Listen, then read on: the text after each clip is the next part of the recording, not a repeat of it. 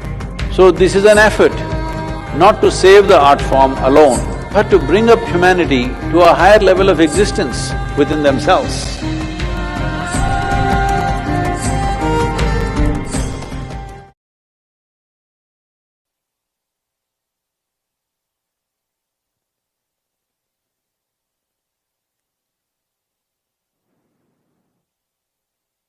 Namaskaram. One with a fierce heart of fire, draped in the rivers and oceans, with hair of open sky, and her body the ground beneath our feet. Mother Earth, our source and sustenance. Time is ticking away as we exploit this strong and gentle source of life to build our lives, our comfort, our luxuries. We have ignored her call, her plea. As her children, we suffer the consequences of our actions upon her. Time is ticking away. It's time to reinvigorate and celebrate the mother that has birthed us, fed us, and the one who will embrace us into her bosom in our death. O Mother, in celebration of your grandeur, in concern for your well-being, in love with all that you are to us, we dance in tune with your rhythm as we are only a part of you.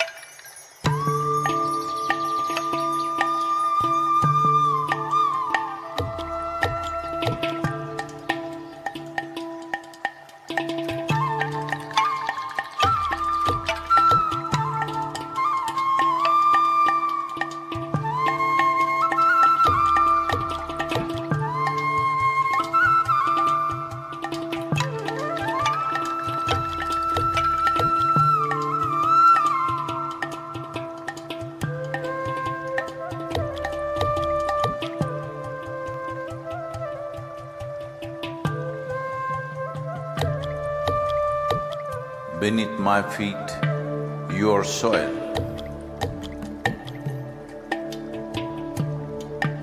When you rise, you become a tree. Again, you fall as a leaf. Who are you?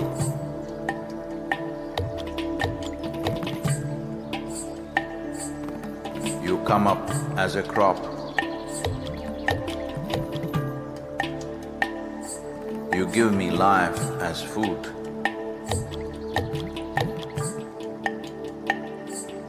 Whether I am alive or dead, you are the only refuge. Who are you? You come as water. You come as milk. You come as honey. Who are you? If I eat, it is soil.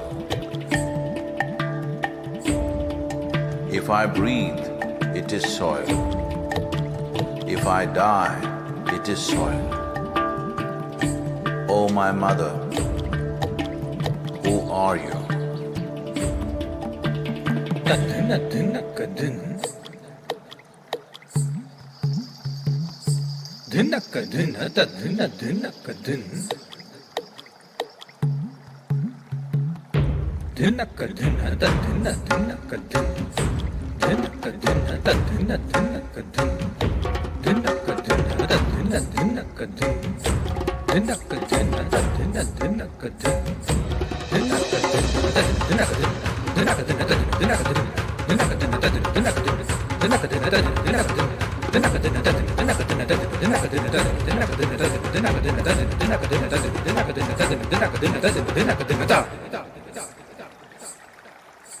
Soil.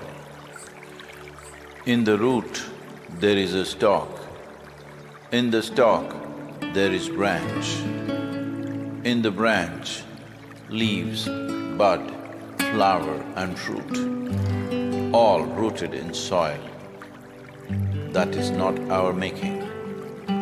The soil, the very soul of all life, shall neither perish nor is created, but in a constant turnaround. A tree and a termite hill, the rough hide of an elephant and the fine silk of the spider, the beasts that you kill and the people that you love, all a recycle of soil, soil and soil.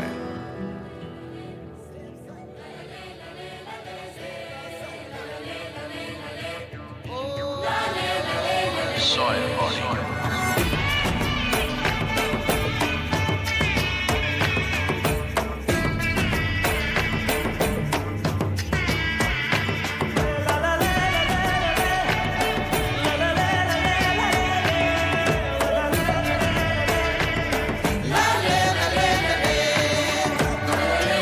The magic of soil is it turns death into life.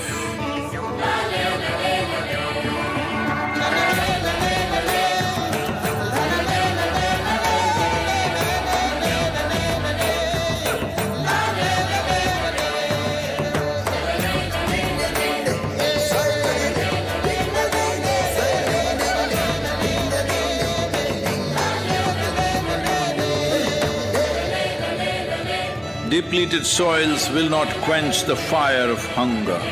Unquenched hunger can burn the very world. This is a generational responsibility. Save soil. Let's make it happen.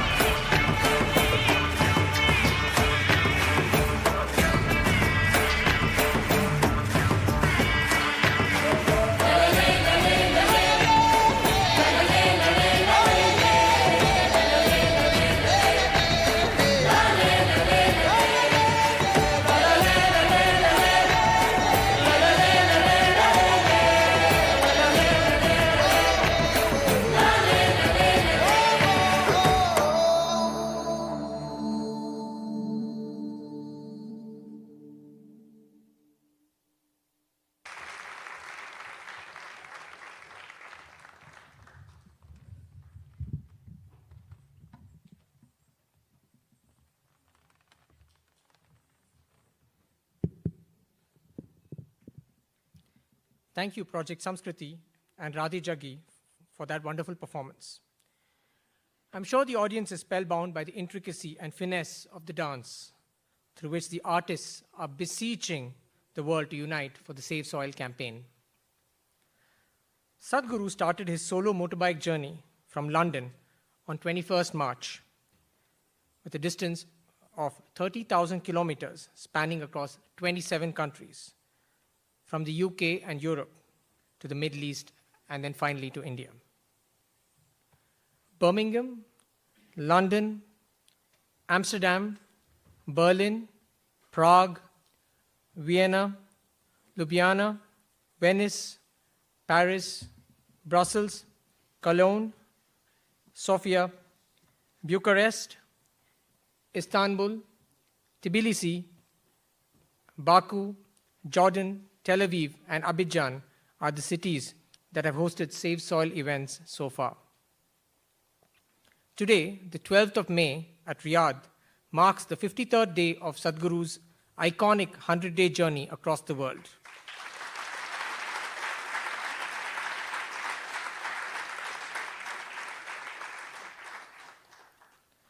Sadhguru has braved relentless storms and rain and snow and mountainous terrain, and now here in the kingdom, sandstorms, a lone rider at 65, driving ceaselessly with a single objective, that of beseeching the world to unite to save soil.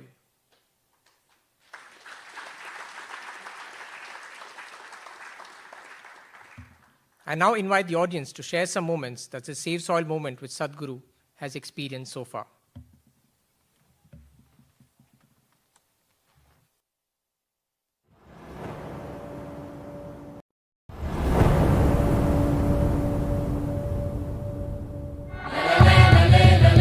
It's a great pleasure for me. These beautiful Caribbean nations are going for this fast. This memorandum of understanding that we are signing, it will also bring some technical assistance to the Caribbean region.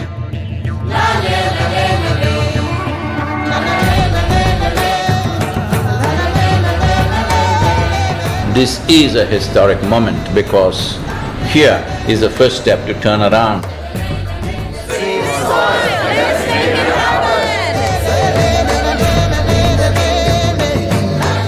You are probably one of the most famous Indians, and what you're doing today is really important because people like you who have a wonderful following of millions and millions of people, and what you're doing with that is so important with saving the soil. If you want to say, I love you to your child, you must just say save soil, because it is a more committed way of saying I love you. Every single one of us needs to get behind this really, really important mission. It's an extraordinary campaign. It echoes what we in the Commonwealth have been aspiring to do for a number of years. Next 100 days from 21st of March, we want the whole world to talk about soil. It is not about the motorcycle, it's not about the journey, it's not about the song, it is about moving people on the planet. Make it happen, huh?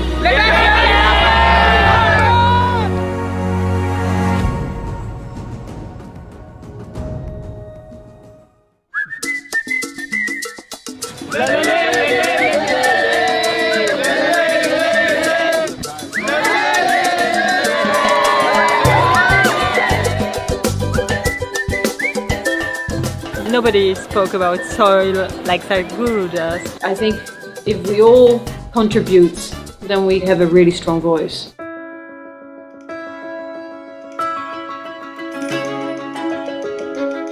There has been so much excitement and everybody is so excited to hear Sadhguru.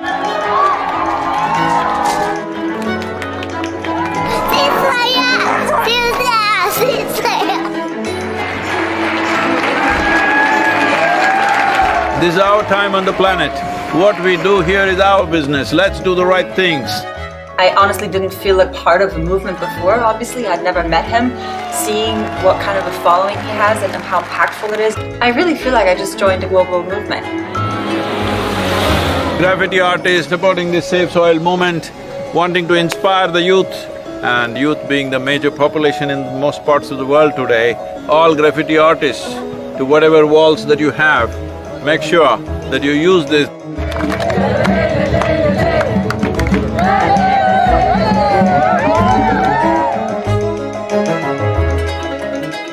One of the most beautiful cities of Europe.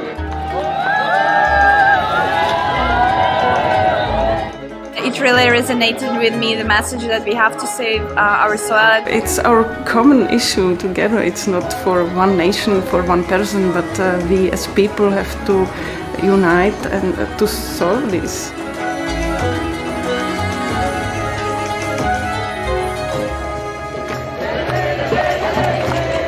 This is a celebration of human beings coming together to do what they need to do.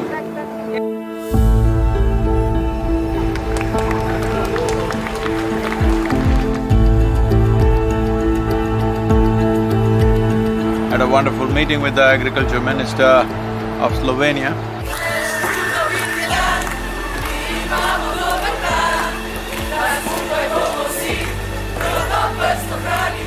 Reshimo first! All of us have been part of this destruction. The only way is all of us become part of the solution also. Sadhguru, thank you.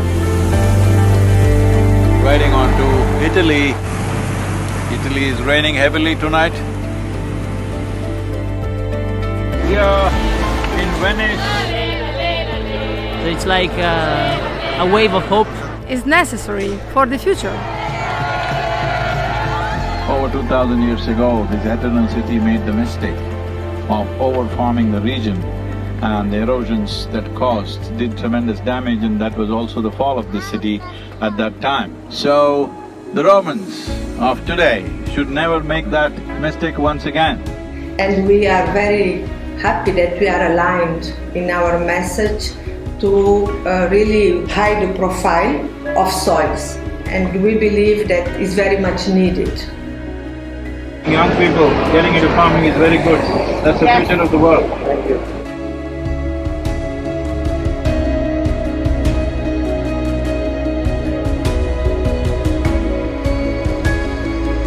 Here we are in Geneva. I think it's a message of urgency, but it's also a message of hope. So I would really like to thank Sadguru for his leadership. The global movement led by him addresses the soil crisis by mobilizing people around the entire world. It touches your heart, you know, and his message is strong. This massive fountain in the Lake of Geneva is lit up for Save Soil today with Save Soil colors of blue and green. You cannot stop this. The moment is on. It's going to be on till the policies are done. See, when people want it, it definitely will happen. There's no question about it. Tell me, will it happen? Huh?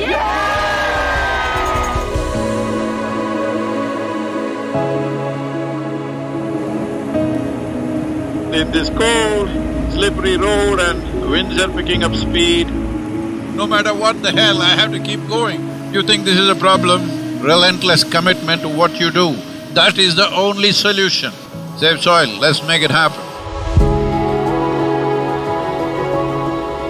We already have one action, which is an MOU to be signed between Isha Foundation and 4,000 initiative Soils for Food Security and Climate for cooperation in achieving our objective of creating a healthier soil. We were just sharing exactly the same objective, increasing carbon content in the soil. I'm really humbled by your campaign, Sadhguru. What you are doing is really impressive. First, I would like to thank Sadhguru for this campaign. I'm quite amazed and thrilled by it. I was very honored to be on the stage and be able to actually express that his mission is what we need. It's fantastic. France has been great.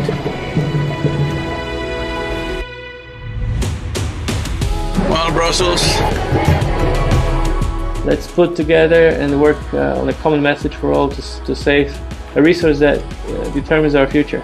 Save the soil. We should all stand up and make the most impact we can to create a real change in the world. And then a smashing evening at the main event. And a super enthusiastic crowd committing themselves to make this happen. It's heartwarming to see everybody come together. Save soil on the move. Let's make it happen.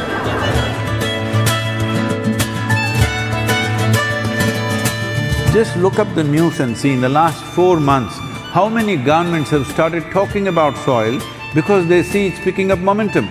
But if you create 3 to 4 billion people talking about soil, that's it. That will be the main conversation in the government. Save the Soil is a very important movement that we support as UNCCT. We would like to propose to the world to do whatever they can to protect the soil, because it is our future. Save soil, let's make it happen. I need someone to show me the way. I need someone to show me the way.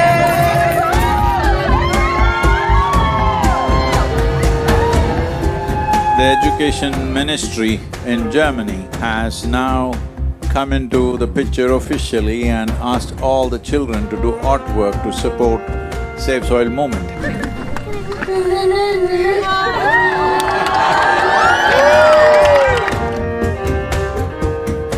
Good, Arjun, wonderful. Congratulations that you wrote to the Prime Minister. Let's make it happen!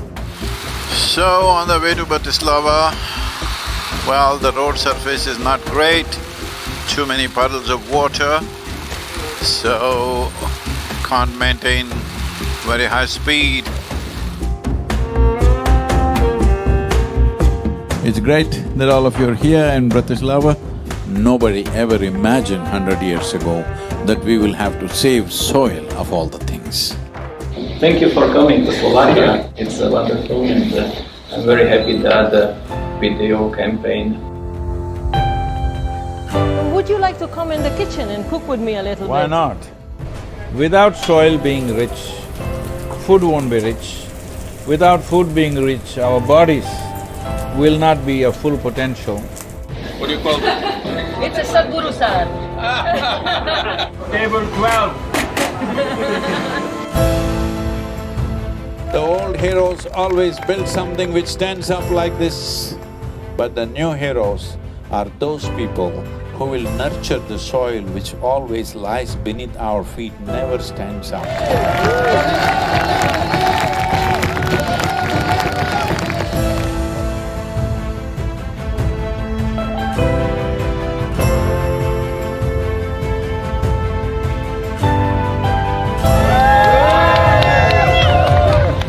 Oh, this wonderful city of Belgrade. The UNFAO said something which really deeply hurt me, is the soil that we are consuming right now belongs not even to these little children, belongs to the unborn child. This is an expression of our love and responsibility for our own lives and the future lives. I love the message that he sent and how he broadened it, that it's everybody's responsibility.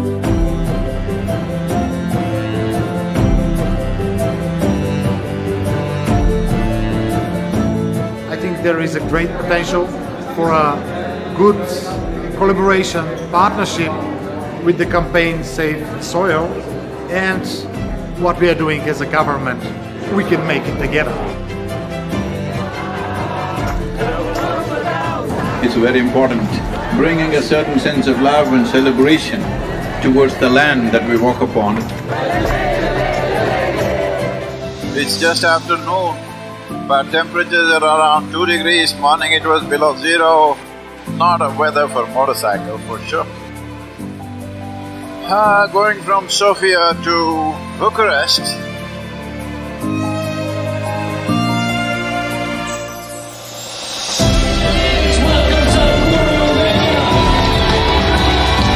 Organize yourselves whichever way you want, form groups, come together somehow and see this happens.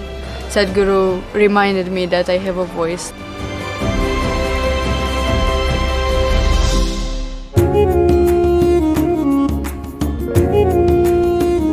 The people from promised them, we were really amazed by Sadhguru to appear, and they were just so happy to see him.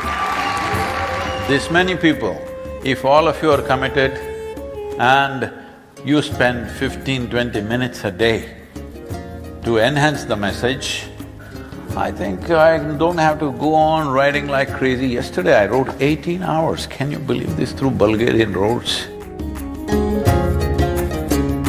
Is an honest expression of his wisdom and love for humanity, I think.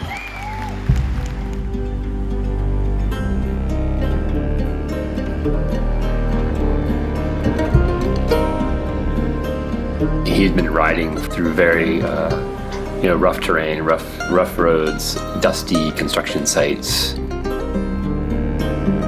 It was a long drive and we were getting a little late for the live event at Tbilisi. He, right at the end, maybe 5 minutes before the event, decided that he couldn't stop for a break. In the traffic, he was just removing his jacket and gloves and throwing in the car just to make it on time.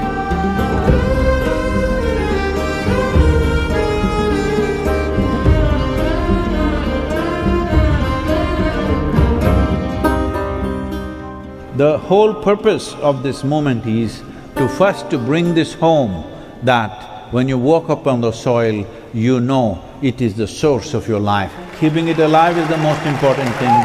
Will you make it happen?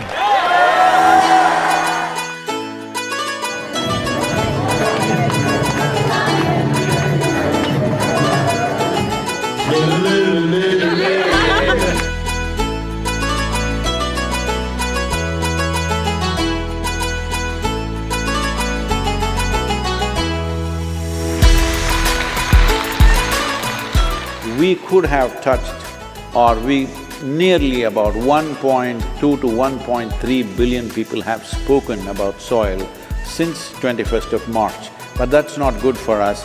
We want 3 to 4 billion people. He's a gift from God for the people, for the earth, for the soil. We must save the soil, we must plant the trees, we must replenish the forests, we must save our planet.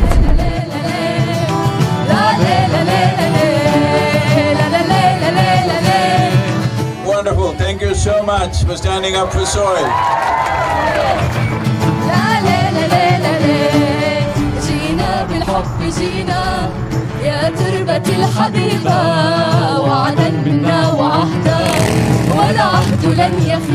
Right now, soil has turned into sand because we pulled out all the organic content. We are taking the life out of the soil. If we don't put that back, all the other concerns which are important to be attended to, but none of them will matter. This is not for us, this is for him and his generation, hoping that they would have a better future with a better world. Save soil.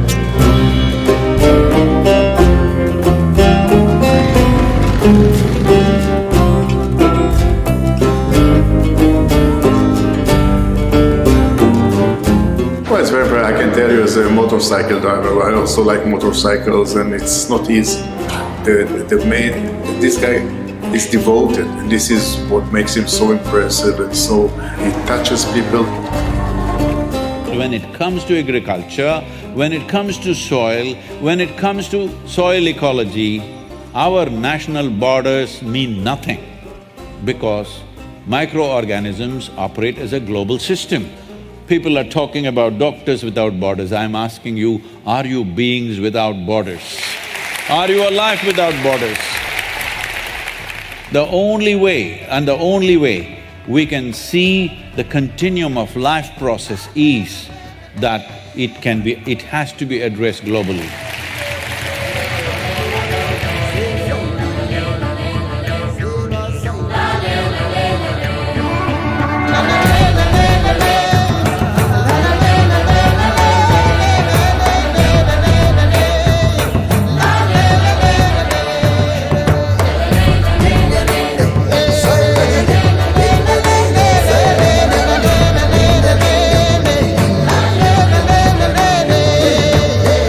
Implementation has to happen on the land, and land is not managed by scientists, land is managed by farmers. So it's extremely important. It must be a single point agenda, incentive-based agenda. If inspiration, incentives and disincentives after a certain period of time is the way forward, this is my appeal to every one of you, because I don't want this COP15 to end as one more convention with more paper and more paper.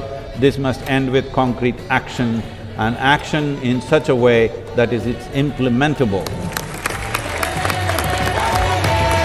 Save soil, let's make it happen!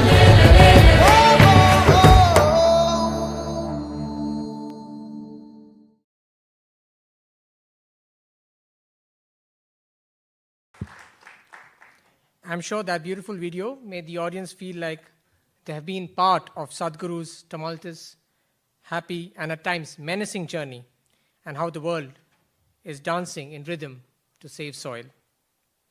And now it is my honor to invite His Excellency Shri N. Ram Prasad, Chargé d'Affaires, Embassy of India, Riyadh, for his welcome remarks.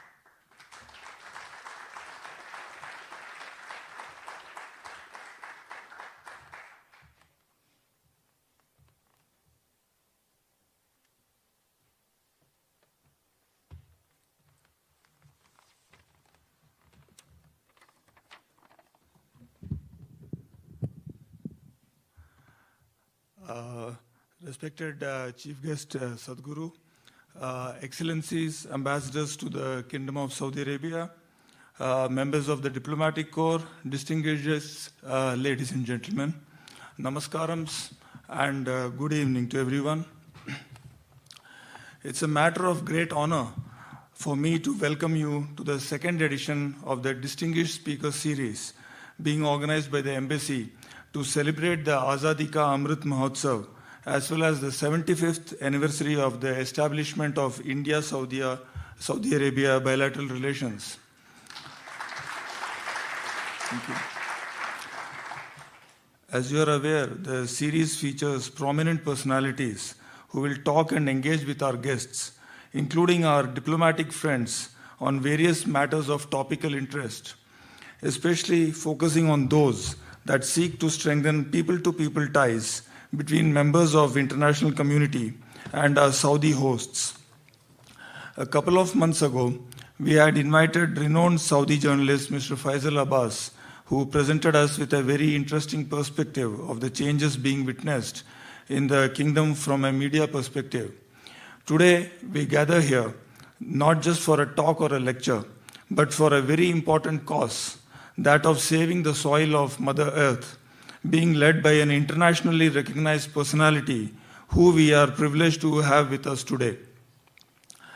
The Conscious Planet Movement to Save Soil, founded by global visionary Sadhguru, is a global civil movement to inspire a conscious approach to saving our soil and planet, with an aim to engage over 3.5 billion people globally, representing over 60% of the world's adult population, to make ecological issues a global priority.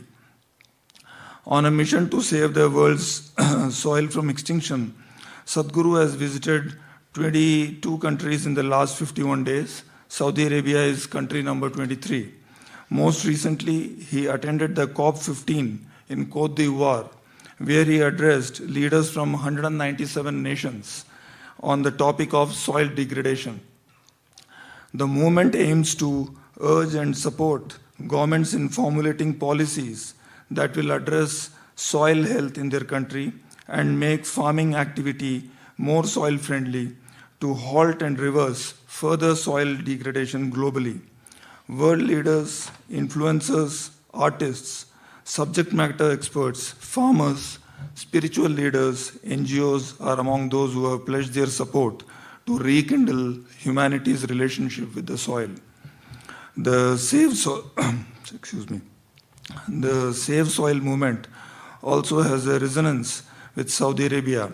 Sustainability is at the heart of the kingdom's Vision 2030.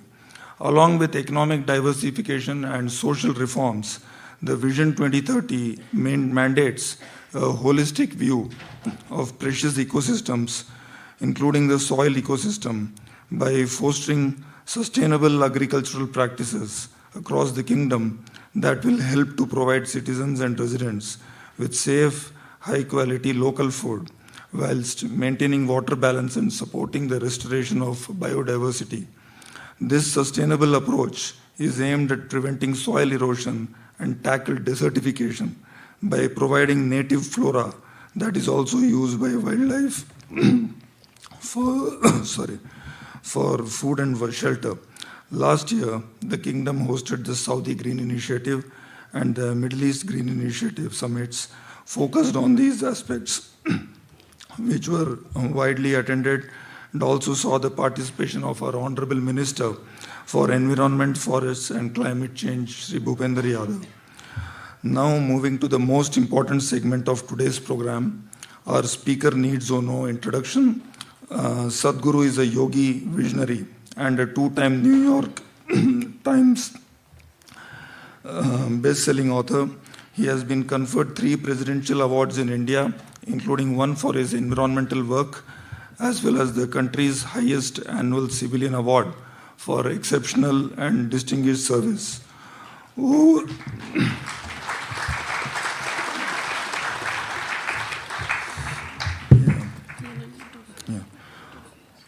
Over the years, Sadhguru has also launched large ecological initiatives that have created a blueprint for economic development that is ecologically sustainable. He has spoken at the United Nations World Economic Forum, World Bank, the United Kingdom House of Lords, TED, and countless global companies, and also been invited to present at leading universities including Oxford, Stanford, Harvard, Yale, Wharton, and MIT, among others. Excellencies, ladies and gentlemen, it's my profound honor and privilege to welcome Sadhguru onto the stage. Thank you.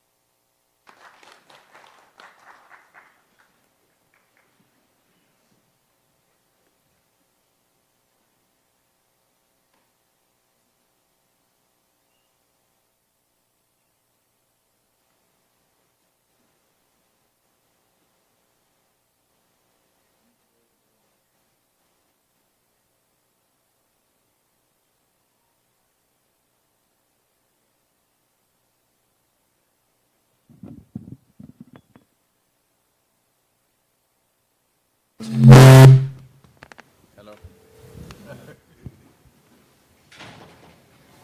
Who is managing the audio? Where are they?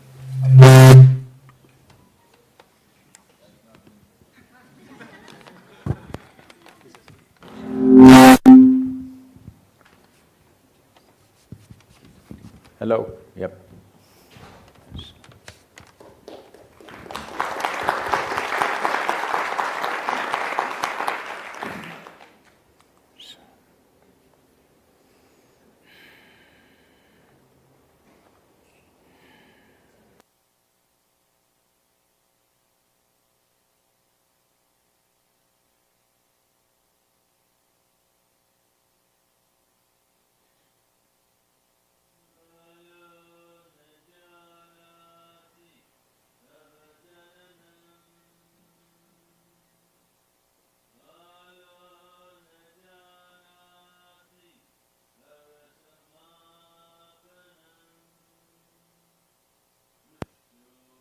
Maya tava mahakarah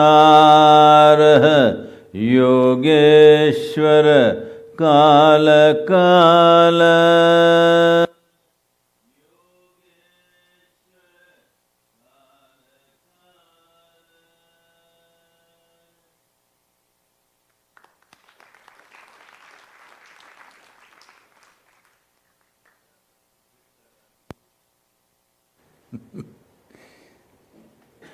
Namaskaram. Can you hear me?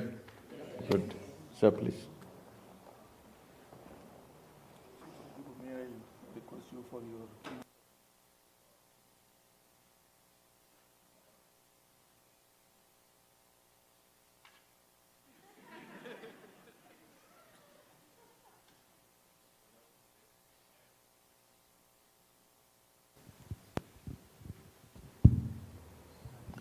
Namaskaram and good evening to all of you.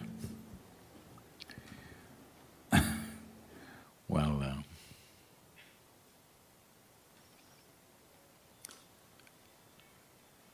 you see how the outside situations are. Life is like this. Sometimes it works, sometimes it doesn't work. Hello? The sound that you want will not come, the sound that you don't want, ting-dong-dong, will come.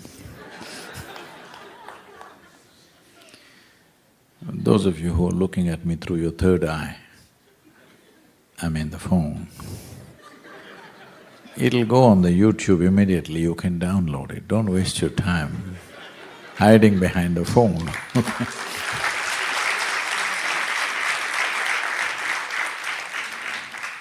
Well, just bear with me, yeah? I'm here just for one evening, you don't have to hide. Hello? It'll go on the… Sir, there's something called technology, it'll go on the web immediately, you can download it. Huh? What's that?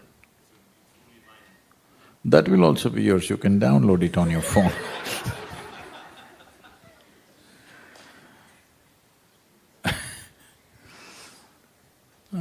Something will be yours,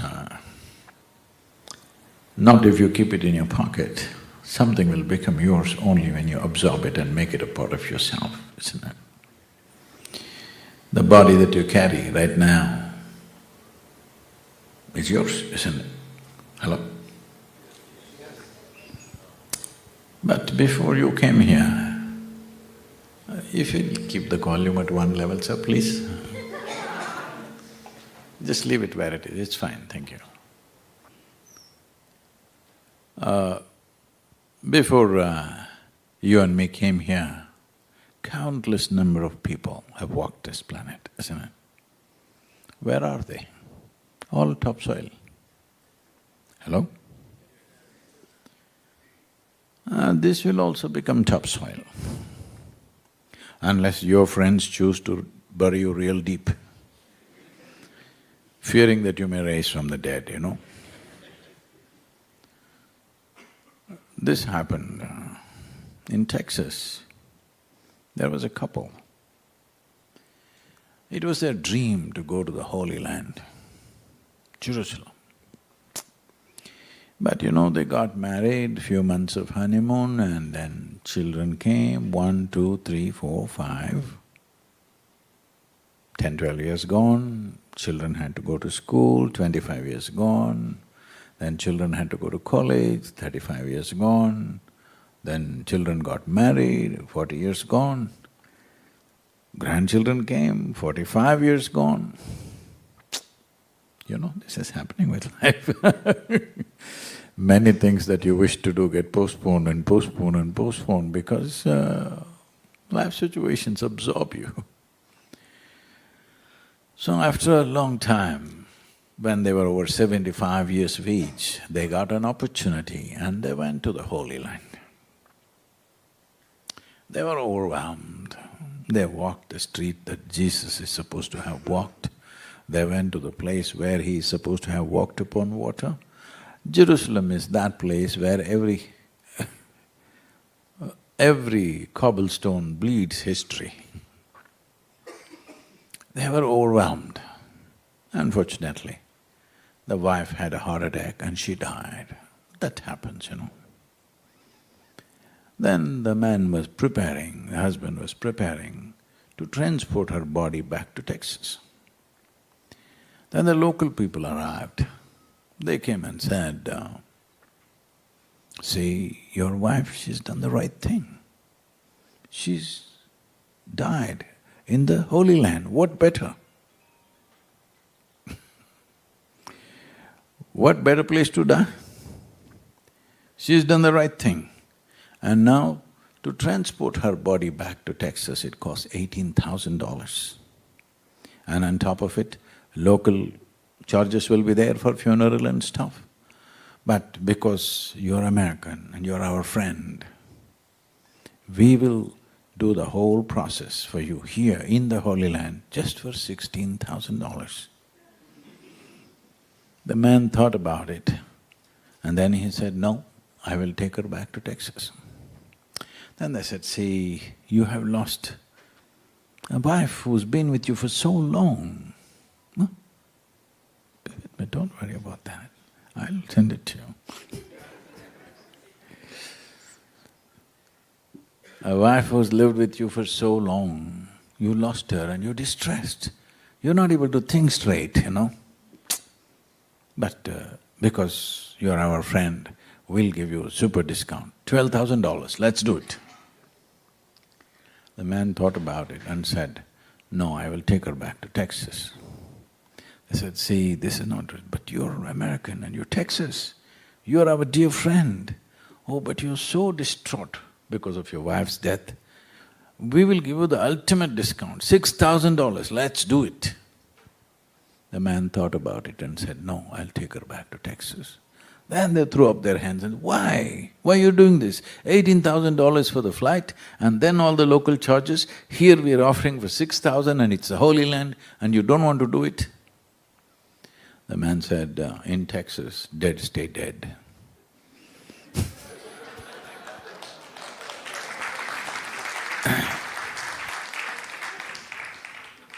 Whatever fancy ideas you have, life is on for a brief amount of time. Hello? Very brief amount of time. Right now, since you came and sat here, all of us are about an hour closer to our graves. Yes or no? If you learn some yoga, you can kick the can a little bit, but you cannot avoid it. Hello? Huh? I know some yoga teachers are promising you, my guru lived for 4,000 years. No, my guru died. I'm being honest with you.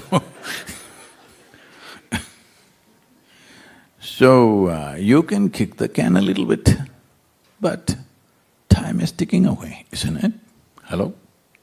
As you sit here, what is ticking away is not your watch, what is ticking away is your life. So what you call as life is just a combination of a certain amount of time and a certain amount of energy. There's nothing you can do about time, it's rolling away. Can you hold it? Can somebody put brakes on it? Can you rewind it, make it an yesterday today? Just going away. Well, there is something you can do about your life energies. If you organize and intensify your life energies in such a way that what somebody does in 10 years, you can do it in 1 year. If both of you lived for 100 years, in terms of experience, profoundness of experience and impactfulness of your activity, it feels like you lived for 1,000 years, but you can't do anything about time going away. I've been petitioning for a long time, at least 4 hours extra, 24 is not enough for me. Dead silence. I petitioned many times, dead silence. No response, only 24 hours for you and for me and for anybody. Hello? And it's ticking away. If you are conscious that your life is ticking away, you would definitely organize yourself. You would organize yourself in such a way that your experience of life is pleasant and profound. Hello? But you think you're forever. Not that you think so, but you're unconscious that you're mortal most of the time. You're going about the business of life as if you're here forever. And before you know what's happening, it'll be over. Yes, it'll be over. Hello? Especially if you're very joyful, it'll be over very soon. Have you noticed? Because time is a very relative experience. Have you noticed on a given day you were very happy, 24 hours, poof, went off like that? Another day you're a little depressed. Oh, 24 hours feels like a year. So only miserable people can have a long life.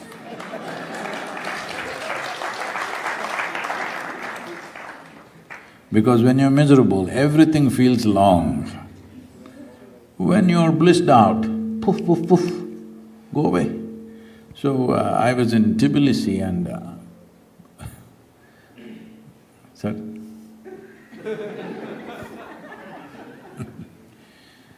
Sound gods, you know.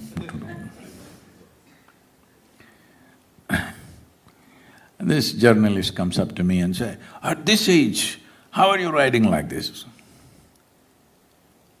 I said, "See, I've lived my life so intensely, I never had the time to get old.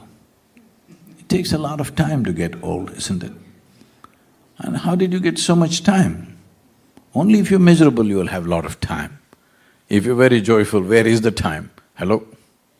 There's no time, isn't it?" So, this chant, what I was doing is just this, that life is a combination of time and energy. If you manage your energies well, you can enhance the pleasantness of life and the profoundness of life and the impactfulness of your activity, because this is all you have. You may think you have money, you may think you have property, you may think you have relationships, you may think you have so many things, but this is all you have. It's in search of this you're doing the whole circus of life. You may call it education, you may call it marriage, you may call it children, you may call it wealth, you may call it prayer, you may call it meditation. All you're looking for is pleasantness of life and profoundness of life. When it comes to activity, impactfulness of activity, isn't it? Hello? If these three things don't happen, you feel dissatisfied with the process of life. Pleasantness of life. What pleasantness of life means is, if the body is pleasant, we call this health. You want it? Only one person, I bless him. I'll give you one more chance. Pleasantness of body means health. You want it? Yes. That's good. I'm talking to live people, not bad. The problem with most human beings is they're dead serious about life. See, this is the wrong order of things. First you must be serious and then you must die. If you're dead and then you're serious, this is a serious problem. Why you have become so dead serious about yourself is you have taken yourself too seriously. You don't understand, you're just a small pop-up on the planet and you'll pop out in no time. Hello? See, in this cosmos, this solar system is a minute speck. In that minute speck, planet Earth is a microspeck. In that microspeck, Riyadh is a super microspeck. In that you're a big man. This is a serious problem. Lack of perspective. This is serious lack of perspective. You just forgotten what the hell you are. You don't understand, you're not even an ant in this cosmos. Hello? And in the middle of nowhere, one mud ball is spinning on, and that we are sitting here and talking all this nonsense. And you're taking yourself too seriously because you got a smartphone. Hey, what do you have, smartphone or dumb phone? Which one is it? See, you call something smart only… you call somebody smart only if they're smarter than you, isn't it? Hello? So, now so many little things has enhanced you. You need to understand this. The enhancements that you have because of your wealth, your knowledge, your clothing, your possessions and whatever else is absurd. The only enhancement that you can have of life is pleasantness and profoundness of experience. This is all you have. That if you sit here, you are so profound in your experience of life, just sitting here is a fantastic experience for you. This is the only way you can enhance your life. If you… see, I was in United States just a couple of months ago, I see one young man running around like his tail is on fire. I say, hey, what are you up to? Sadhguru, I want to earn $1 billion, $1 billion. I said, why are you struggling? Tomorrow I'll give you $1 billion. Really, really? I said, yes, I'll give you $1 billion. He had come with 8 of his friends. I said, see, these 8 guys who come with you, I'm going to give all of them $10 billion each. Oh, Sadhguru, why Sadhguru? You're giving them 10, you're giving me only 1. I said, your life's ambition was only 1. Suddenly what happened? So your whole thing is about having something more than somebody else. It's the dumbest thing to do in your life. The dumbest thing to do is that you want to have something more than somebody else. This kind of enhancements will leave you always inadequate, always struggling with life, always missing out the experience of life itself. Because the only valuable thing you have with you is life. Hello? Have you been to a funeral? Not yours, I mean somebody's, yeah? You've been to some funeral? You know these guys, these dead people, perfect position, you know, like that. You go tell him, I have $1 billion for you. You tell him, I have a mountain of gold for you. You tell him, I have the most beautiful woman here waiting for you. He's not interested in anything. Have you seen this? Try and see if you want. Because once life is taken out of this, nothing means anything, all right? But when life is on, accept that you're doing everything. Right now, the fundamental problem is this, that people have misunderstood their psychological drama to be life process. They're misunderstanding psychological drama as existential reality. This happened. Can I tell you a joke? Hello? This happened. On a certain day, a lady went to sleep. In her sleep, she had a dream. In her dream, she saw a hunk of a man standing there, staring at her. Then he was coming closer and closer and closer and closer. He came so close, she could even feel his breath. And she trembled, not in fear. Then she asked, what will you do to me?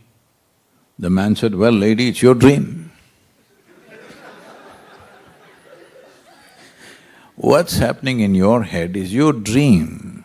You're just not able to manage your dream properly. Hello? This is all the problem is.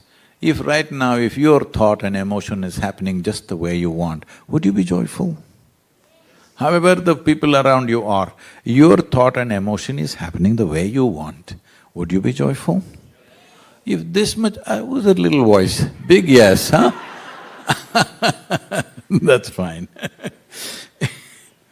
So, see, you cannot manage the world exactly the way you want it. You thought you married the exact person that you wanted.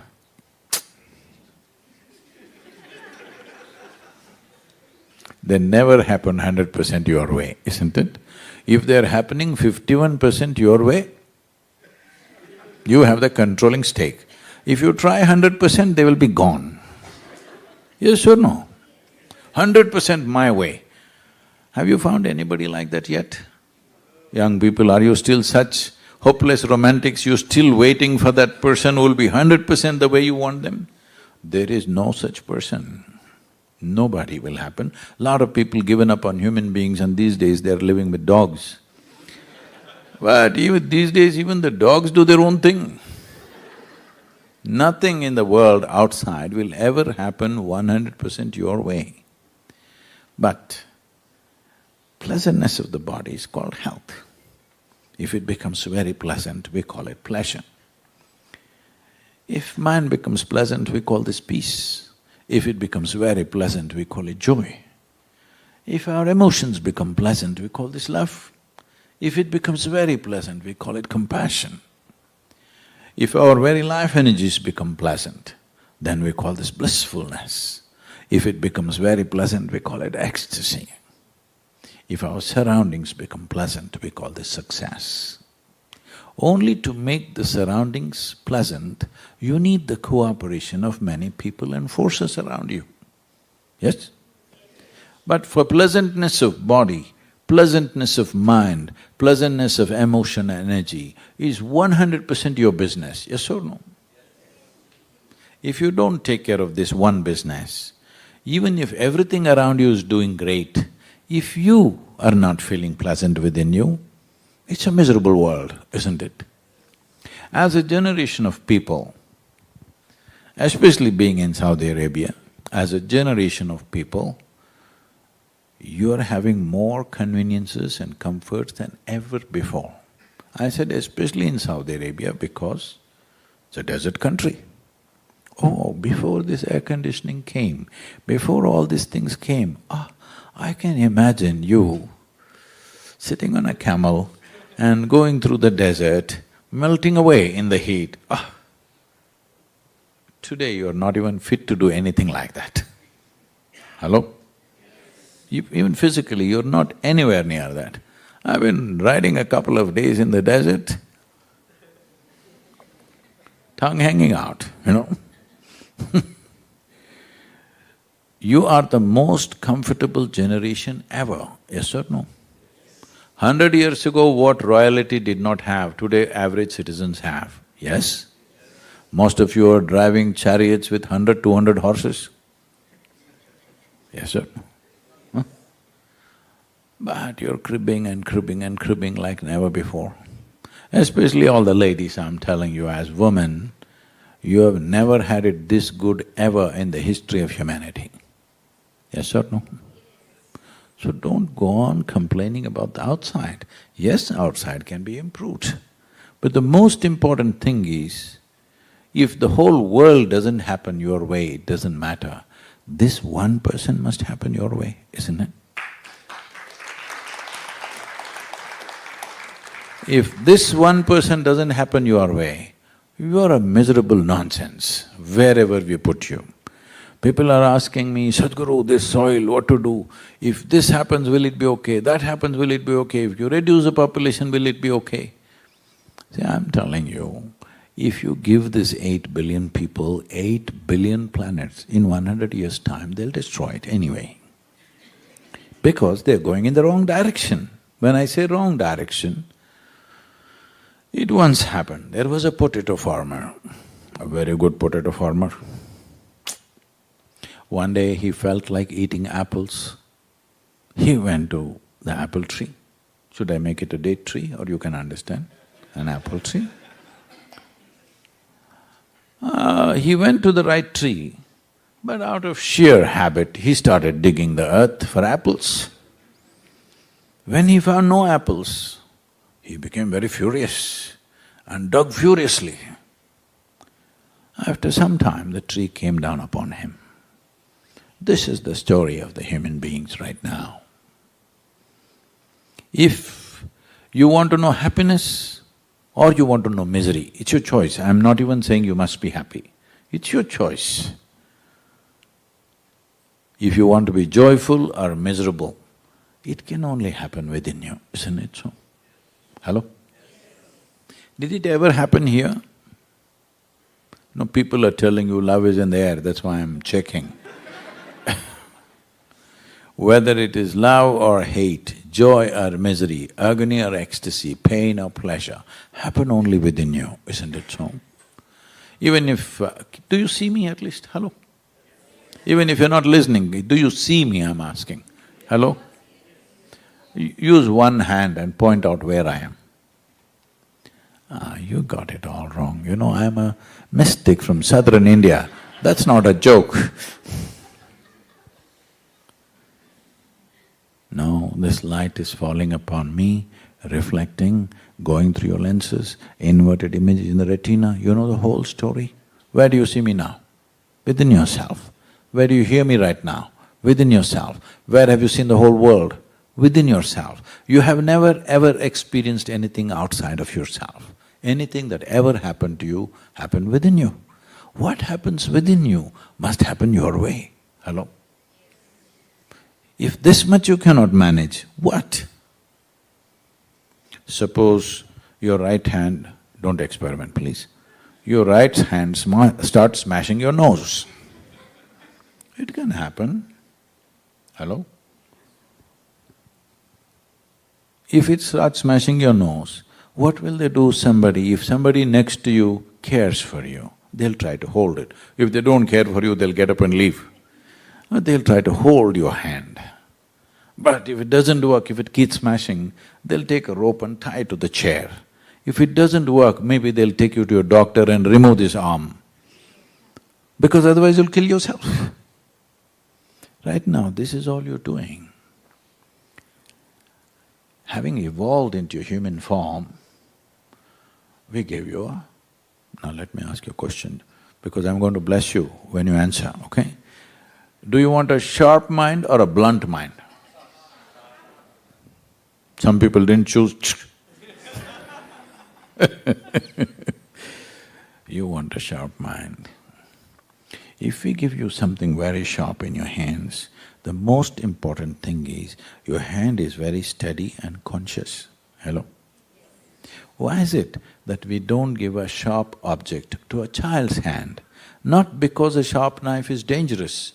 A child is unconscious and unsteady. He may harm himself or harm somebody. Yes? That's exactly what you're doing. If you had the brain of an earthworm, even you would be eco-friendly, hello? The problem is only this, you have an intelligence for which you don't have a stable enough platform.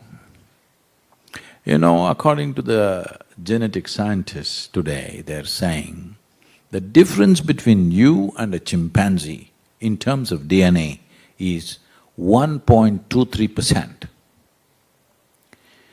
1.23% is not much of a difference, isn't it? Hello? 1.23%, is it a passing mark? No, but that's how close you are to a chimpanzee physiologically. But in terms of your intelligence, your awareness, you are worlds apart from a chimpanzee, and that's your problem. You have an intelligence for which you don't have a stable enough base. Now this intelligence itself hurts. If we remove half your brain, you would be peaceful. Hello? I'm saying this because today even so-called spiritual leaders are going about saying the goal of life is to peace of mind, goal of life. I'm asking you, today if you want to have dinner, do you have dinner?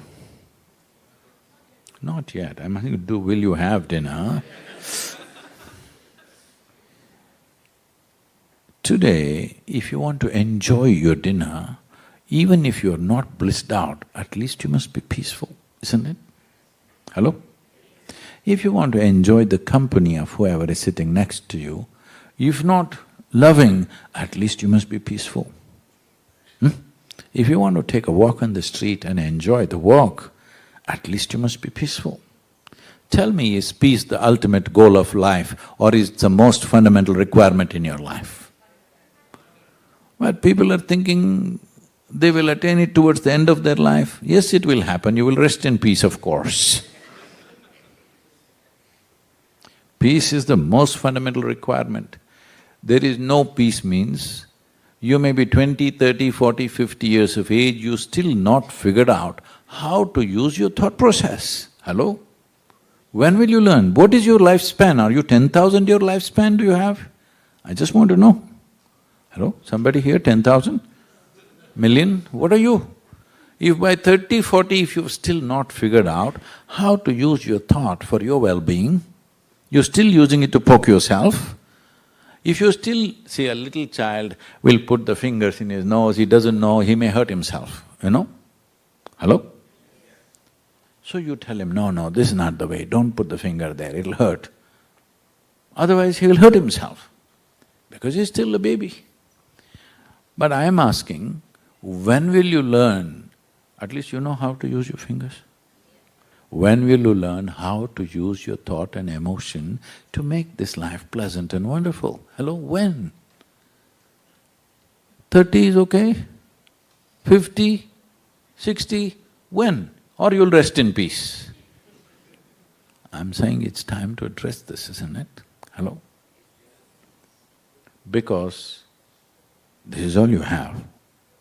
You're alive, and that's the most significant thing. You're alive, that's the most significant thing. Everything else is secondary, isn't it so? Hello? Just everything is secondary. Right now, that basic ability to be alive on this planet has come to us because of the soil and the life beneath our feet. When I say because of soil and life beneath our feet, in the last 2 years I met so many agricultural ministries across the world, and I find 85% of the nations still see soil as an inert substance that they can fix by putting a chemical or taking out a chemical. Soil is a resource, because why resource means it's feeding us. All of us have fed upon our mother's breast. Do we call her a resource, or is she a source of our life? Hello? Hello? She's a source of our life, isn't it? The moment you call her a resource, you have lost it. Yes or no? You have lost your basic humanity. The moment you call your mother a resource, you have lost it or no?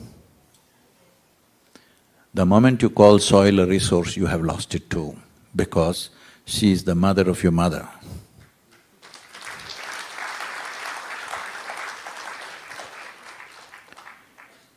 Everything that you see as life on this planet, whether it's a worm, insect, tree, bird, animal, man, woman, has come from the soil, which is just 15 to 18 inches. This is the cream of the planet. The topsoil is the cream of the planet.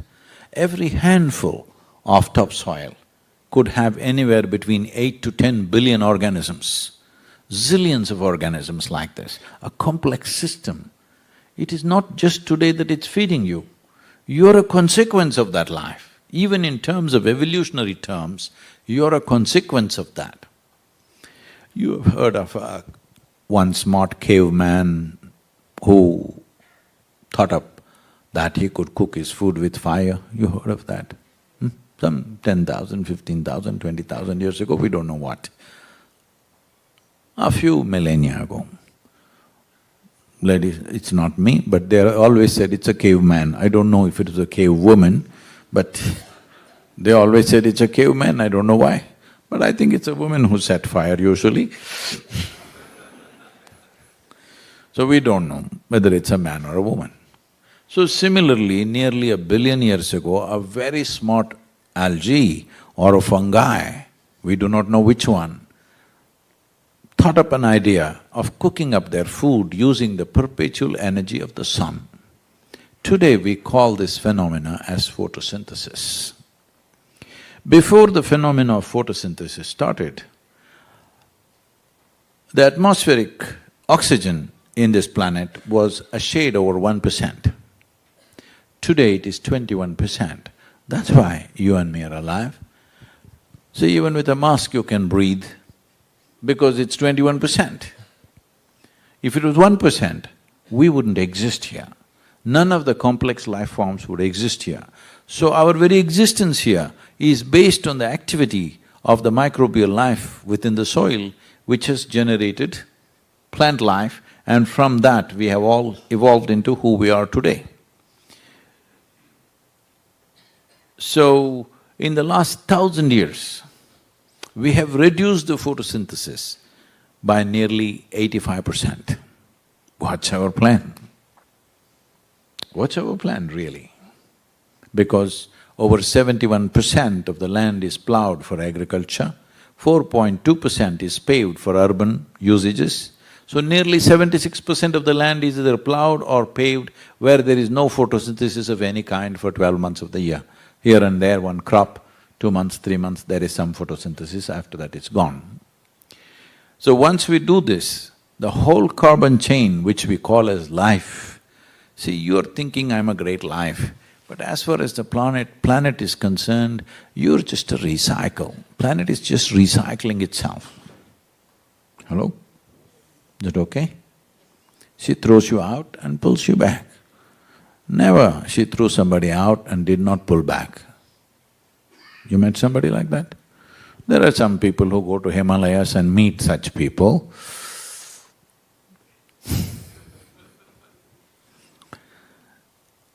But it's not going to happen to you, so don't think on those lines.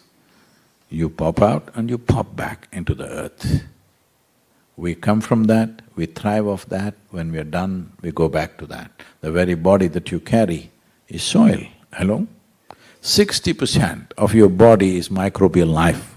Only 40% is genetic material from your parentage, hello?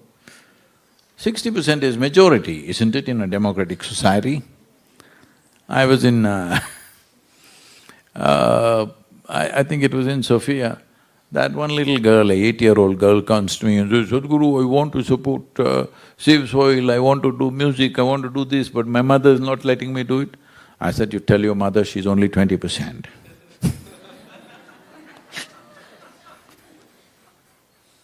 Yes, you need to know this, that you don't possess anything here, it's because of this phenomenal life system that you are just a consequence.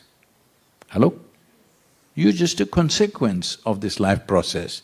You're not a making of your own, are you?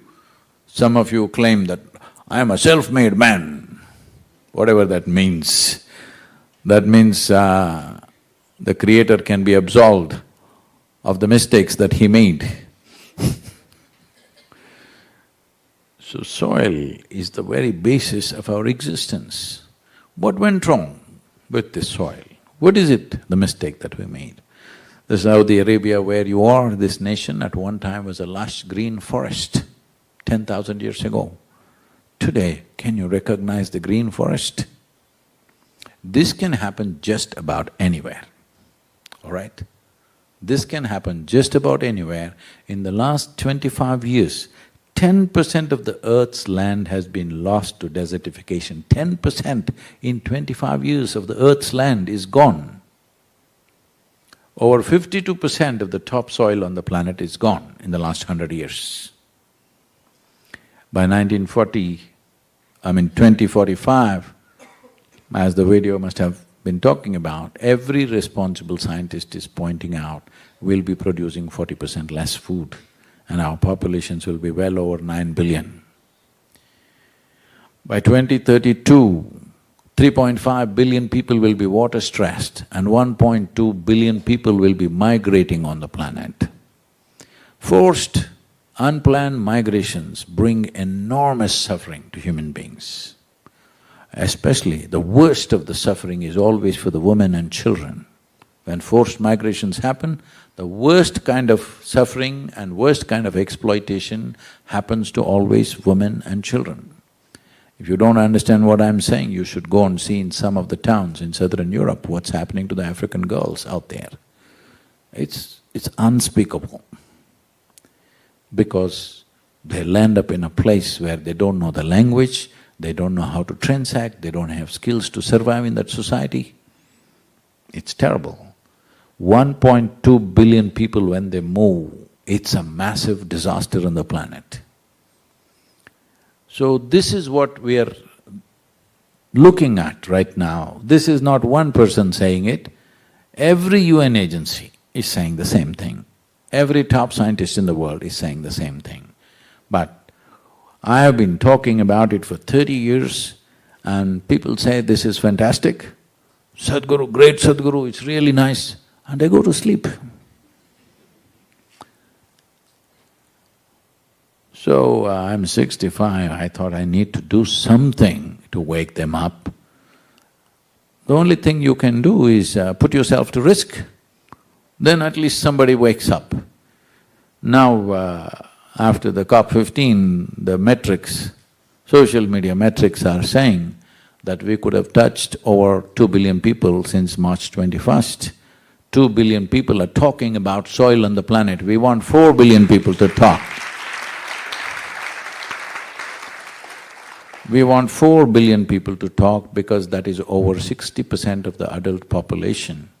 Why this is needed is, see, most countries are democratically elected governments, all right, in the world. Most nations are in that form of governance. Democracy means you give a mandate for a government for 4 to 5 years. Suppose any one of you, I'm saying, if you were the president or prime minister of a nation for 4 years or 5 years, would you focus on doing something which will produce result in that period, or would you focus on doing something which will produce results in 15 or 20 years' time? Please tell me honestly. You would focus on the term, isn't it? That's what every government is doing. Because without people's mandate, governments cannot really work, whether it's democracy or monarchy or whatever, unless people really want it. Doing it is difficult because it needs long-term planning, investment, focus. Never before in any given country, not even a single country in the world, 60% of the population has stood up and expressed some long-term concern about their nation or the future of their children. Only in tea parties, dinner parties, they talk like it's entertainment and go home and sleep on it. It's time, as citizenship, you stand up and speak. It's important because this is the first time in the history of humanity we have the necessary tools and technology that we can sit here and talk to the entire world. Never before this was possible. Many great beings have come, when they spoke hardly 10 people could hear them, isn't it?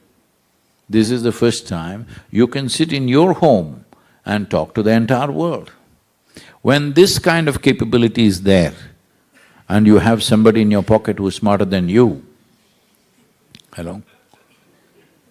It's a it's a tremendous thing, you have somebody who is smarter than you in your pocket. Wow! Fantastic, isn't it? So when you have somebody like this with you, you must ignite the world with your intention, otherwise these things won't happen. So this is the opportunity we have.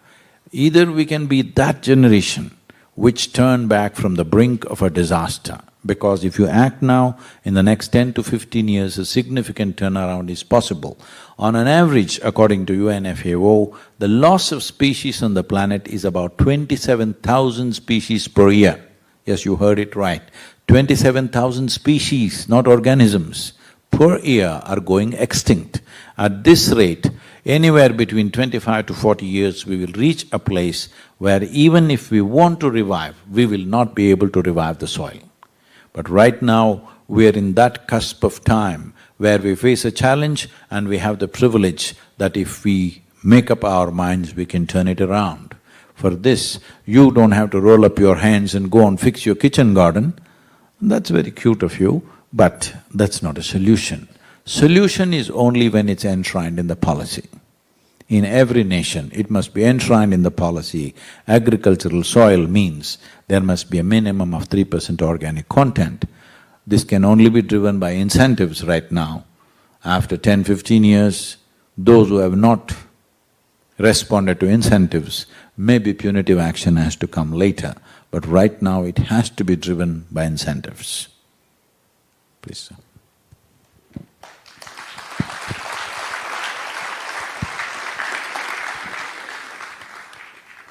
Thank you very much, Sadhguru, for your most thought-provoking and enlightening keynote address.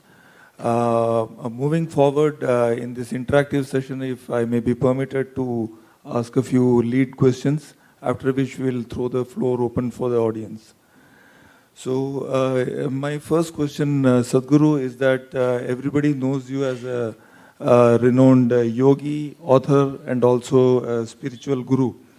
In your book on inner engineering, you have focused on self-transformation. So the question is, how does environmental awareness, and in particular soil conservation, influence a person's inner transformation, and specifically, what inspired you to take up this Save the Soil movement? I'm not inspired by anything. I'm just lazy. Because there's so much to be done, I do it. Otherwise, by myself, I made like this. If I close my eyes, I'm done with life. If I close my eyes, I don't have to open it till I fall dead, I'm made like that. Activity is only as per the need of the situations around me. So there is no inspiration, there is a need, a severe, serious need. So, about inner transformation, don't give it all these big names. I'm asking you, if you are given a choice, would you like to be blissful or miserable? You must choose, I'm going to bless you. Blissful. Some of you didn't choose, I bless you. What you want for your neighbor sometimes may be debatable. What you want for yourself is 100% clear, highest level of pleasantness of body, mind, emotion, energy. You want to be in the highest level of pleasantness, yes or no? Why such a simple desire you cannot fulfill? In the world, if you want something, there are so many obstacles, there are so many issues, it depends on the times in which we exist, what sort of people are around us, what kind of situations we are in. There are 1,000 issues outside. All of them may not fall together. But what is within you, why is it? Hello, I'm just trying to understand this because in this body, are you only one person or there are many? Hello? I'm just checking. Only one? You're an individual. So if you're an individual and you want to be blissful, who the hell is stopping, I'm asking? No, Sadhguru, you don't know my wife, she's like this, my husband is like that, my mother-in-law like this, my boss like that. People come to me and say, Sadhguru, it's unbearable, my wife, she's giving me so much trouble, so much stress she gives me. Oh, my husband, he's impossible. My mother-in-law, oh, she's not even human. My boss, like this. Then I tell them, say, don't worry, you come here to the yoga center, I'll give you a nice place to live, good food to eat, no husband, no wife, no mother-in-law, no boss, just you. And we'll take care of you. You don't have to do anything. Just be joyful, that's all. Once in a way, I'll make a random check on you. If you're not joyful, if you're miserable, then I don't believe in feeding misery. Hello? If you're joyful, we'll take care of you for the rest of your life. Oh, 2 days later, I see them, they're all twisted out. What happened? No mother-in-law, no wife, no husband, what happened? No, nobody, Sadhguru, I'm missing them, Sadhguru. See, when you're alone, if you're miserable, you're obviously in bad company, isn't it? Hello? If you're with me and you're miserable, you can blame it on me. Oh, because of Sadhguru I'm miserable. But you're by yourself and miserable, you're in bad company. Definitely it needs to be fixed, because you have to live with this stupid person for the rest of your life. Others may come and go. Hello? Others may come and go. With this one person you have to live, isn't it? If this person is a bad company, then life is terrible. So don't give all kinds of big names, self-realization, transformation, enlightenment. I'm asking you, at least your psychological drama. Your world drama may not happen your way. Your psychological drama must happen your way, isn't it? Huh? If that is not happening your way, it simply means you're such a bad director of your own drama. Your thoughts and emotions are made up by you, isn't it? Hello? Why can't you make it up the way you want it? No, but they're all the way they are. You should be the way you want, isn't it? If you are the way you want, you can turn a few people around you also the way you want. If you can't make this one the way you want, can you ever make this one the way you want? Hello? Is there any hope for you? If you can't be the way you want to be, can you make your husband, wife, mother-in-law, enemy, neighbor, anybody the way you want? Do you believe that? At least this one person must be the way you want. So don't give big names to it. This is a silly problem, super silly problem as far as I'm concerned. Hello? Hello? So that's all, don't be silly. You have a smart friend in your pocket. Thank you, Sadhguru. My next question, as we are in Saudi Arabia, we are also aware of the massive transformation that is taking place in the kingdom under the Vision 2030 program laid out by the country's dynamic leadership. Sustainability and environmental conservation finds a prominent mention. This is also linked to the kingdom, despite being one of the world's largest oil producers and exporters, actively diversifying into renewable and sustainable forms of energy. As the Gulf in general forms an important part of your journey, what message do you have for the region in general and for the kingdom in particular? Say, the Saudi Arabia as a kingdom, right now producing around 54% of the food that you eat is produced in the country, which is phenomenal.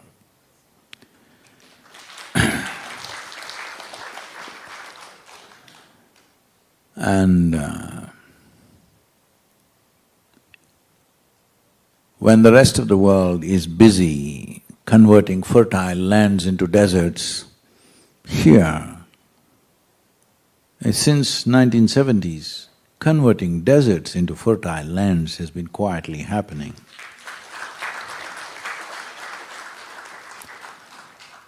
Well, it's quite miraculous to see a desert become alive with life and with farming and with trees and fruits and works. Right now, I also spoke to your agricultural minister today, and it's very heavy, investment-driven. It could be very nature-based, and there are ways to do this. Hopefully, we'll partner in some way and see how to make this happen. But you have the necessary population who are capable of living in the terrain. We must use them to transform the terrain, because it'll also transform their economies and their lives. To some extent it's being done. It could be done at a much faster pace, because a desert land or a desert kingdom setting an example and putting other countries which have fertile lands and actively working to turn them into deserts, you must put them to shame. It's very important. Some shame is needed, because shamelessly we are turning the most fertile lands into deserts in the world. So, Saudi Arabia has a certain responsibility.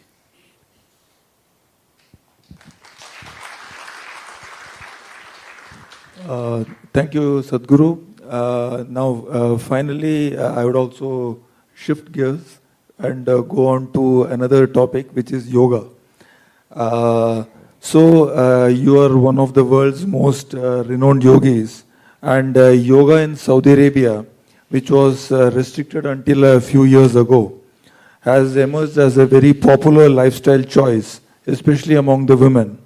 Last year, it became one of the first few countries to enter into a memorandum of understanding on yoga cooperation with India. So, do you have any message for the yoga practitioners among the Saudis?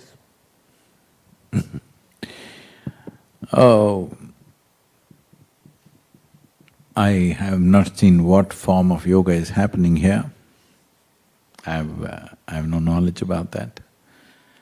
But looking at how it's happening in Europe and in United States and various other countries, probably a similar type of could be happening, need not be necessarily, but could be.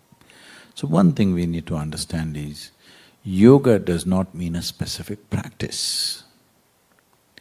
The word yoga means union.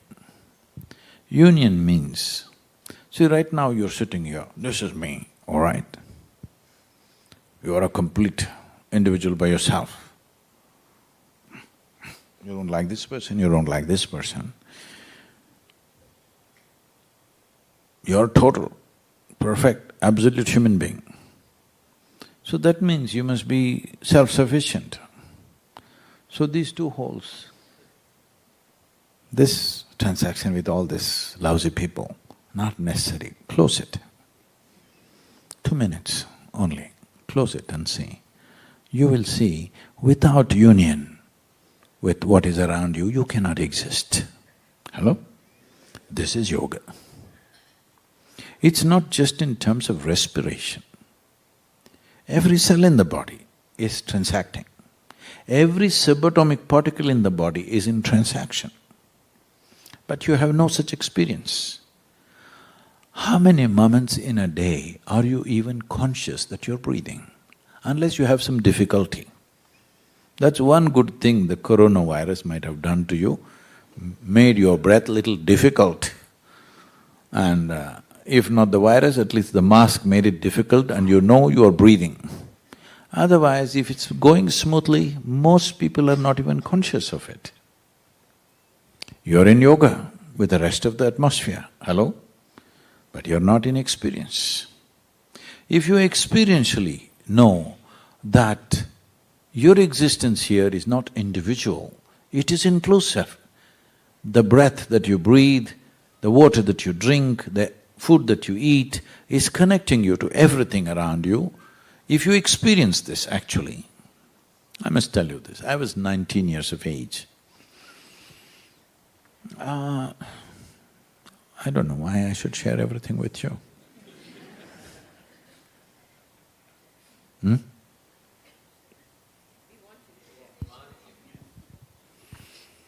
I was 19 years of age. By then, right from my childhood, I was super active with many things. Except school, everything else I was active. Even in school I was active, but it was not education. So many things.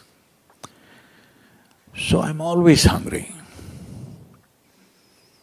In my home, there are 3 other siblings and parents. Those 5 people, how much they eat, I eat that much individually. But I never put on an ounce of weight. I always remained very slim because activity was so much. So food was important because how much ever I eat, within 2 hours I'm super hungry always. So when I'm in this condition, you tend to eat without actually respecting the food that you eat, because you want it to go in quickly. So one day, I put a morsel of food in my mouth and I just… for some reason, I just closed my eyes. This food just exploded in my mouth. Because right here, something that was not me was becoming a part of me, right here. See, every day it's happening to you. What was soil becomes food. What is food on your plate? Now you think, this is my food, you eat it and then it becomes me, isn't it? Hello? Whatever you have eaten has become this. So that whole process just exploded in my mouth. As I was just little chewed upon it, the whole thing just blew me up. I was just experiencing something that's not me entering and becoming a part of me in such a big way. And my whole attitude towards food changed completely. Completely means it's not attitude without bowing down to the food. I can never touch the food, just like that wantonly. Because you're always in union, this is yoga. But you're not conscious of it. The air that you breathe, the water that you drink, the food that you eat, the land that you walk upon, you are one with it. Most people will get it only when you bury them. When you're buried, you'll get it, right? Hello? You are one with everything. If you get it when you're alive, that means you're in yoga. Experientially, not intellectually. Intellectually you say, I am one, you are one, that's not the point. Experientially, see right now, these 5 fingers, we don't know The content of these fingers has come from many places, isn't it? Hello? Food that you've eaten. But these 5 fingers are 100% you, isn't it, in your experience right now? If you sit in this hall and you experience all these people like you experience your 5 fingers, then we say you're in yoga. So if you sit here and for one moment experience all these people as a part of yourself, after that, do I have to teach you, don't harm this man, don't kill that person, don't drop that person, do I have to tell you such teaching? Huh? Do you need any such teaching? Did anybody teach you this little finger, don't cut it up, it's such a helpless little finger? You'll anyway take care of that which is a part of you, isn't it? This is what yoga means, that your experience of life is no more limited to the boundaries of your body, because the boundaries of your body has happened only because of a very strong identification with your own body. This framework of what you call as myself is not just this. There are many aspects, let me not go into all this, at least you know you're breathing. Without this transaction, you won't exist. What you exhale, a tree is inhaling. What the tree exhales, you are inhaling. 1/2 of your lungs is hanging out there. Yes or no? If you experientially knew this, do I have to tell you, don't harm the tree? Would it be necessary? When we started this project Green Hands, this is what I did with the people. When I said we have to plant 114 million trees to change the landscape of southern India, they said, 114 million trees, how is that possible? Who can plant so many million trees? So I made them sit down and experience this. See, what you're exhaling, the tree is inhaling. What the tree is exhaling, you're inhaling. They sat there like this with eyes closed. Once that experience became real, now you can't stop them. No matter what you do, they will plant. Because they see it as a part of themselves. So, yoga is not a particular practice. Unfortunately, the yoga that you're seeing is generally a rebound from the American coast. Twisting and turning and looking like a leftover noodle is yoga. No, you can become yoga. You don't practice yoga, you become yoga. To become yoga, there may be certain practices. Essentially, you're doing practices so that your ability to experience life is enlarged beyond your physical limitations. Is it only for some yogi who is sitting in a Himalayan cave this is possible? No, every human being is competent. It's just that there's no focus, that's all. The priority is not there. Otherwise, every human being can experience this. And in this, there is tremendous empowerment. Continuously people are asking, Sadhguru, where do you get this energy? Every day, 20 hours of the day, non-stop, 7 days of the week, you're on. Where do you get this? See, if you live properly, only 40% of the energy that you have comes from the food that you eat. Rest is sunlight, air, water. Above all, this cosmos itself is a living cosmos. You're just a small bubble in that. You're not an independent life. You captured some life. Hello? You can capture more life, it's free. There's no gas station where you have to pay. If you want, you can imbibe a whole lot, but you are a wall. Big man. Big man means actually small man, that's what it means. Any man who thinks he is a big man is actually a very small man in his head, isn't it?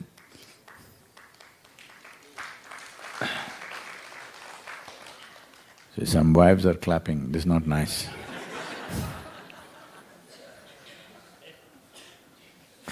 Please. Thank you very much. Thank you very much, Sadhguru. That was indeed a very thought-provoking and thoroughly enlightening session. I would now like to throw open the floor for the audience, like to welcome the audience for their questions. And because of the paucity of time, I would just request you to keep your questions brief and to the point, and as far as possible, try not to cover the ground which has already been covered. Thank you.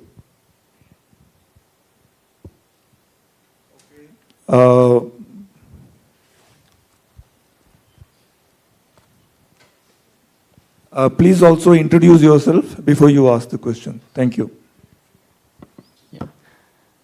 Namaskaram, Sadhguru. Sadhguru, I am from Karachi, Pakistan. And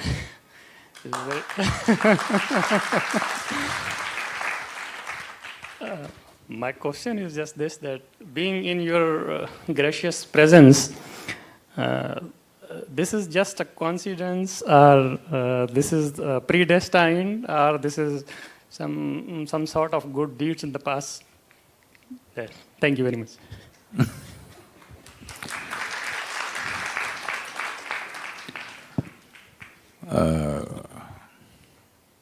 Anybody else? Just, I'm sorry, please. Just if you mention your nationality, they're all clapping big time.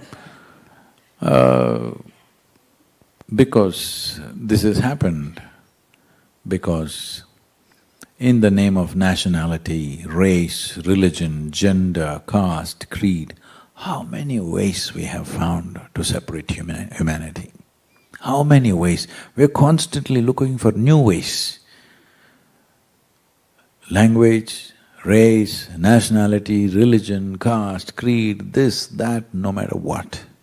Coffee people and tea people, yes. Morning people and evening people, all kinds. So when this is the case, and we are also getting super empowered as human beings. What 10,000 men could not do 1,000 years ago, today one man can do simply because of technology and other empowerments. And this empowerment is on all levels, both positive and negative.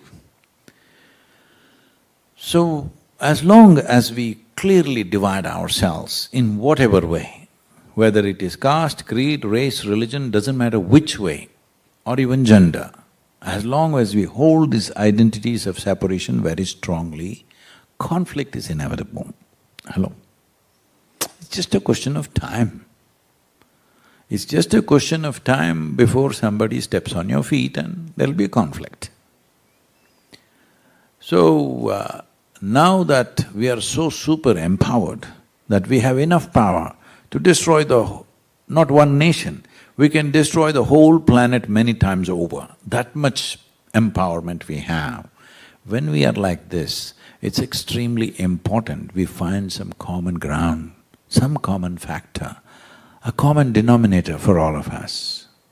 If you do not understand what is this all-inclusive cosmic consciousness, it's too far away and vague and abstract for you, at least you must understand that soil is that unifying factor.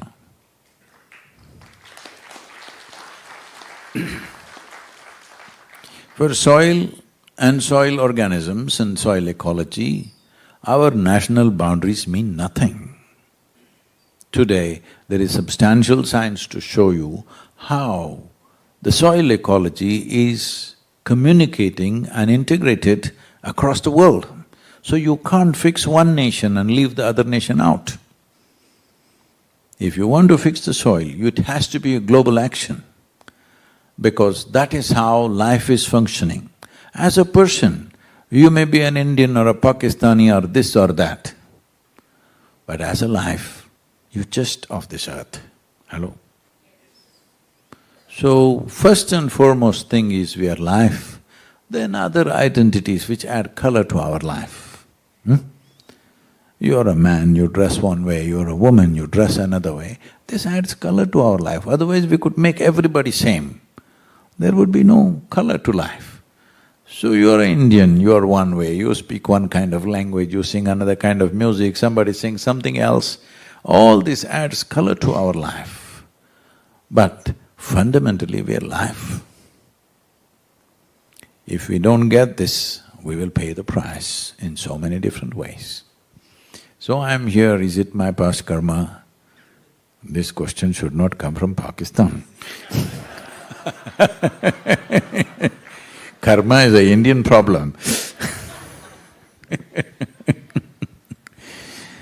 Now, what karma means is that the simple way to look at it is, today morning if you ate some bad food, you'll have some bad results in the evening. Or you ate some very conducive food, it has its results in some way. I'm making it very ridiculously simple example. It's that simple because every action that you perform has a consequence. This is the nature of life. This is not in terms of good and bad. This must be dropped. This idea, I did bad karma, so bad things happening to me, good karma, good things… No. Karma means it is the residual memory of everything that you do in your body, in your mind, in your emotion, in your energy.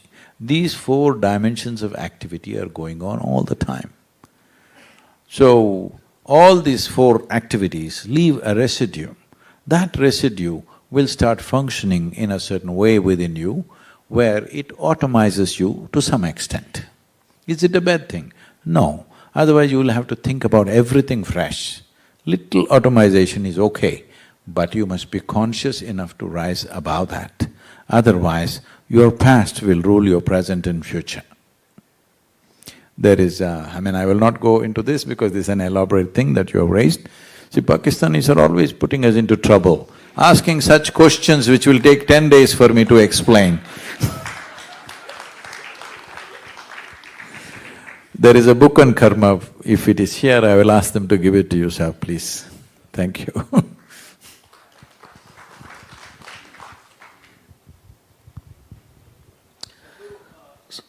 You need to wait for microphone. Sadguru Pradams. My name is Magesh, I am from Coimbatore also, in Gaur.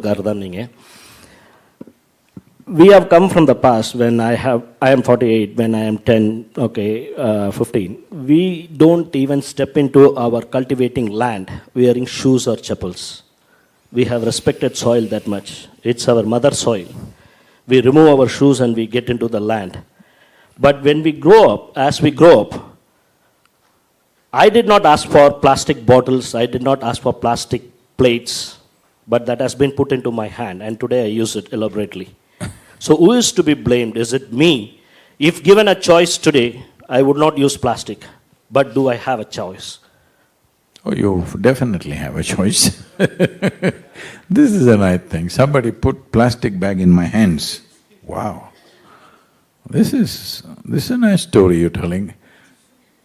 And you came from Coimbatore, but we didn't cure you of this. If it's in your hand, it's your responsibility. Hello? Hello? You're not a child. Even if you're a child, it's still your responsibility. You might not have realized it. So please, let's not go like this. We called soil our mother, but we've brought it to the state that it is. So just that emotion is not needed, not enough rather. This is why we're pushing for a policy, because unless it's enshrined in the policy, you will not follow it. See, in Coimbatore city, even if there is a red light of the traffic, you don't stop unless there is a policeman to chase you. So tell me, isn't it time that we understand that without laws, most of the human beings are not fit to do things consciously by themselves, yes or no? Because we've reached a point with the soil that there is no time to you doing pretty things and me doing pretty things.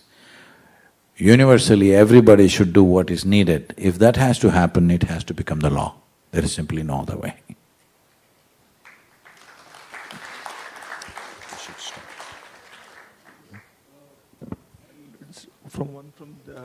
Just last question. Okay, last question. Okay, gentleman here. Hello, good evening, Sadhguru. First of all, welcome to Saudi Arabia, Riyadh especially, and we are lucky to have you here. My simple question, sir, that whole world is talking about the artificial intelligence and machine learning, and the whole world is changing everything into the all the environment changes like artificial rains and everything. So can we do something for the artificial soil?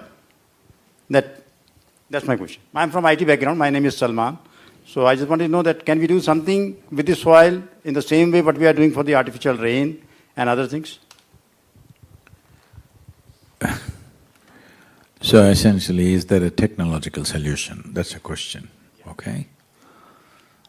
Well, technologies can enhance application, definitely. There are many technologies which should be made use of, no question about it. But I want you to understand there is no technology to create organic content. There is only plant life and animal life. Please get this straight in your minds, every one of you. There are only two sources of organic content, not just on this planet, in the known universe. There are only two sources of organic content, plant life and animal life. There is simply no other way.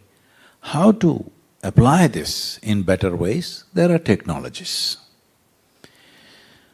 So, this happened in 2060. A group of scientists sought an appointment with God. And they got the appointment, they went there and they said, "Hey, old man, you've done really well with creation. But today everything that you can do, we can also do. It's time you retire." God said, "Oh, is that so? What is it that you can do?" They said, "Look at here, we'll give you a demo." They dug up a little bit soil and made a vague image of a human child and did a few things and the child came alive. God looked at this and said, "This is very impressive, but first get your own soil." There is no substitute for soil. There is simply no substitute for soil. Do not think otherwise. There is simply no substitute, not just on the planet, anywhere in the universe there is no substitute for soil, because this 15 to 18 inches of topsoil is the cream of this planet which has taken millions of years to generate. Do not think of something else. Technologies can help in application. Thank you very much. Thank you.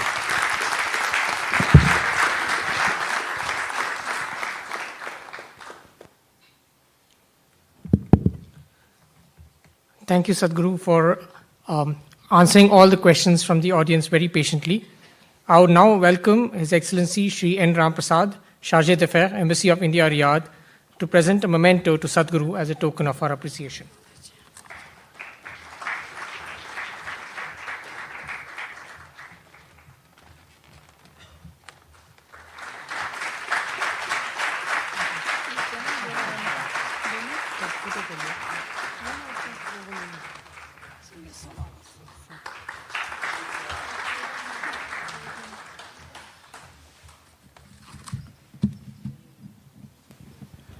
All of you spend at least 15-20 minutes a day to enhance the Save Soil message, because this is a generational thing. If we don't do it now, we will regret this. After 20 years, we will be in deep regret. We don't want to go there. We want to make sure in this generation we turn this around. Vasundhara, you heard me? Every day, you must enhance the message.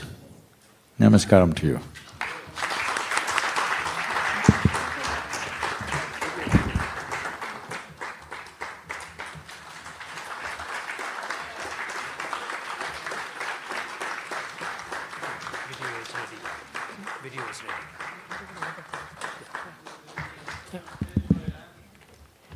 With that, we come to the close of the event. First and foremost, I would like to profusely thank Sadhguru for letting us at Riyadh become a part of his historic journey and mission to save soil. I thank him for his remarks and for patiently answering all the questions from the audience.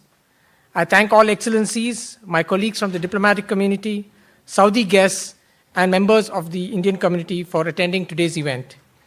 I convey my gratitude to performers Vasundhara Raturi, Radhe Jaggi, and Samskriti for their renditions, and of course the enthusiastic and hardworking team at Isha Foundation for making this happen at very short notice.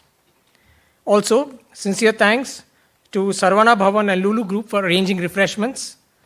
Thank you very much. To end on a high, I invite you to watch the Save the Soil anthem, post which I welcome you all to join us for refreshments.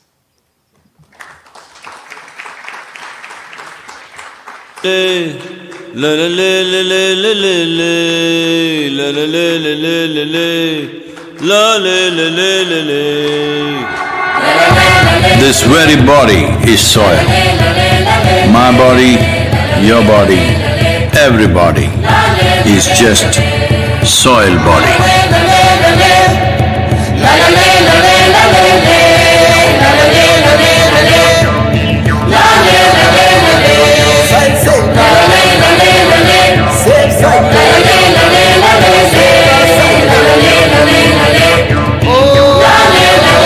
Soil body.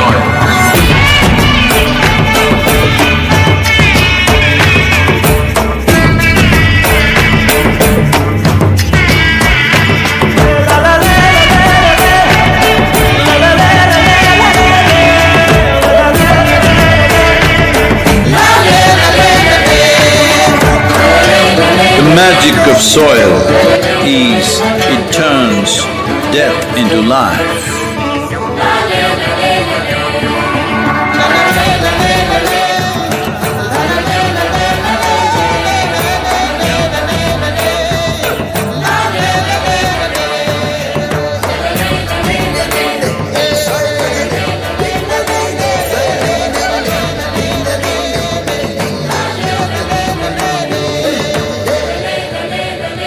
Depleted soils will not quench the fire of hunger.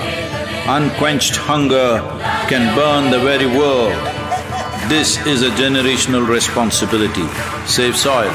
Let's make it happen.